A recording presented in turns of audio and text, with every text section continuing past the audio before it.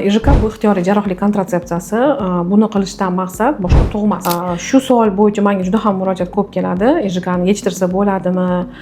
Yana o'ylab ko'rdim, yana boshqa turmush qurdim yoki farzandim bo'lmadi, yana tug'moqchiman degan savollar ko'p kelganligi uchun men shu savollarga javob berib o'tib ketmoqchiman. Ixtiyoriy jarrohlik kontratsepsiyasi 90% holatlarda qaytmas jarayon hisoblanadi va shuning uchun ham bu muolajani qilishdan oldin yaxshilab o'ylab ko'rish kerak. Yoshni inobatga olish kerak, albatta ayol sog'lig'i inobatga olish kerak bo'ladi. Nechta tug'ruq sodir bo'lganligini ham inobatga olish kerak. IJK qilishda demak bachadon naylari o'zi har xil usulda bog'lanadi. Ba'zi bir holatlarda faqat bog'lab qo'yiladi. Albattaki biz ko'p mana eshitamiz, IJKdan keyin ham o'zi homilador bo'lib qoldi, ya'ni hech qanaqa operatsiya qildirmasa ham.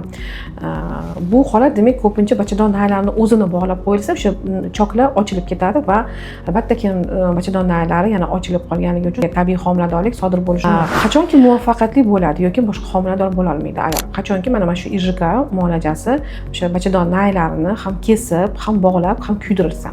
Bunda hech qanaqa tiklanish IJKdan keyin demak homilador bo'lmoqchi bo'lsa, eko amaliyoti tavsiya qilinadi. Ya'ni vaqt tejaladi, muvaffaqiyatli bo'ladi jarayon, ya'ni ayolning mablag'i, vaqti ketmaydi.